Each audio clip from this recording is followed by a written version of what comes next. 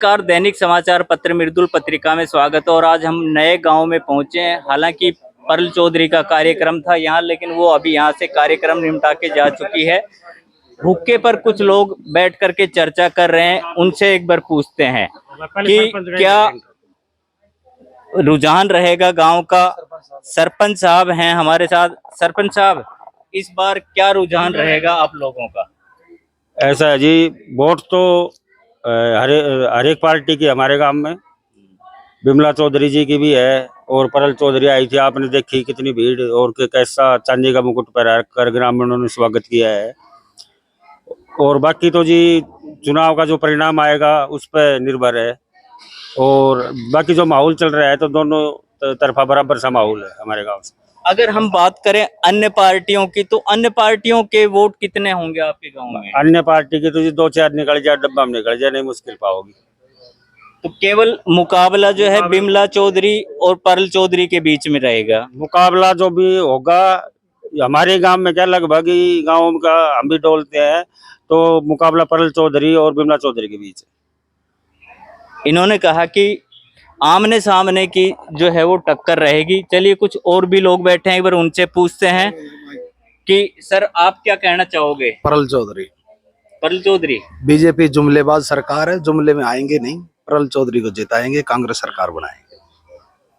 तो जिस प्रकार से अभी अगर हम देखें तो दोनों पार्टियों ने अपने अपने घोषणा पत्र जारी किए हैं, लगभग सेम से हैं। घोषणा पत्रों से काम नहीं चलेगा, धरातल पे जो काम करेगी वो सरकार बनेगी, वो है कांग्रेस सरकार। धन्यवाद जी। इन्होंने कहा कि जो धरातल पर काम करेगी वो सरकार बनेगी। सर, 10 साल से भारतीय जनता पार्टी है और आप लोग वोट भी दे रहे थे, सरकार भी बनाई थी, दक्षिण हरियाणा की बदौलत ही सरकार बनी थी। तो आप अब किस बार क्या मूड बनाया आपने? अब की बार मूड है पूरा परल चौधरी को, उसने विधायक बनाएगा। जो पिछली बार सत्य प्रकाश जरावता था, उसने गांव में एक काम नहीं करवायो, एक बालक सरकारी नौकरी नहीं लगवायो। गांव की गली बनाया तो विकास ना हो। जब तक जो बालक जवान है, जो पढ़ा लिखा है, वे नौकरी नहीं लगेगा, तब तक कोई विकास नहीं होगा। अब का बदलाव जरूरी है, तो अब का परल चौधरी है। तो अगर हम बात करें कि गांव में लगभग कितनी वोटें होंगी? गांव में वोटा को वही रहेगा कि नाम है बीजेपी और कांग्रेस 60-40, 50-50। 60-40 या फिर 50-50।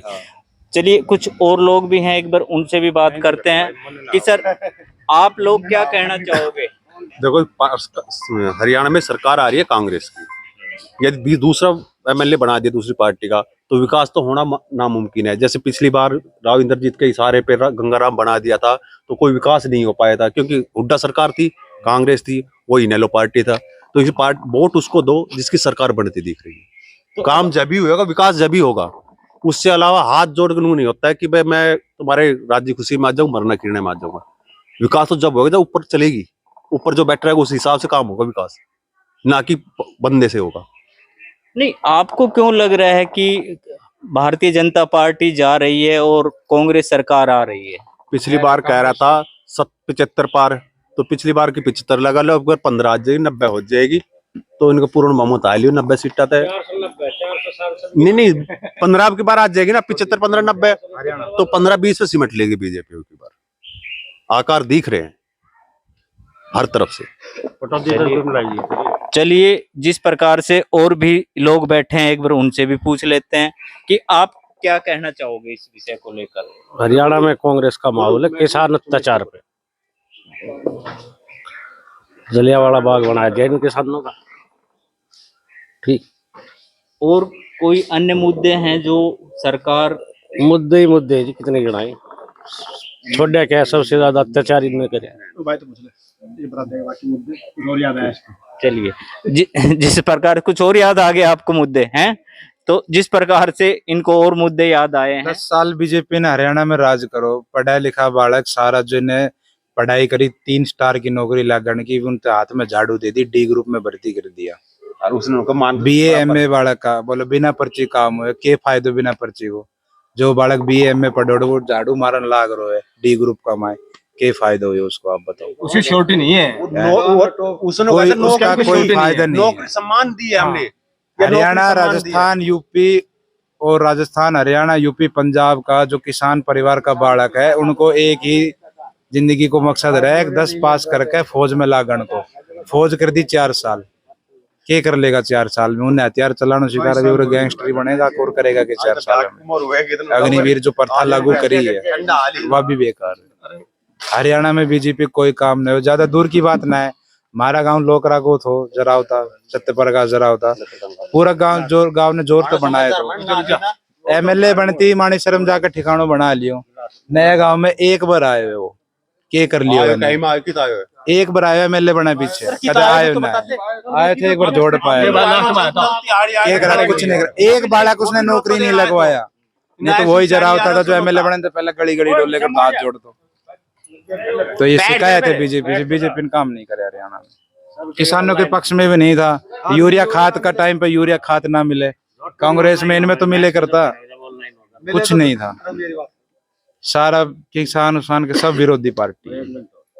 तो जिस प्रकार से गांव के लोग कह रहे हैं कि यहाँ से कांग्रेस और भारतीय जनता पार्टी दोनों का ही आपस में मुकाबला रहेगा, और आने वाले समय में क्योंकि जब वोटिंग होगी उसके बाद काउंटिंग होगी, रिजल्ट के बाद ही पता लगेगा कि कारण क्या है। क्लियर आ रही है कांग्रेस, अब की बार क्लियर आ रही है कांग्रेस, इस चीज ने कोई रोक ना सका। मैंने कहा पिछली बार 75 पार का नारा था बीजेपी वाला का, तो 75 पिछली बार बना ली उन्हें सरकार, अब अगर 15 आ जाए उनकी 90 सीट हो जाएगी, 2 योजना में 90 बराबर बढ़िया जीत रही है। बस चलिए मजाक भी अच्छा कर लेते हैं, ग्रामीण है, मजाक भी अच्छा कर लेते हैं। और जिस प्रकार से इन्होंने कहा कि पिछली बार 75 पार का नारा दिया था, इस बार 15 और मिला के 90 हो जाएंगी।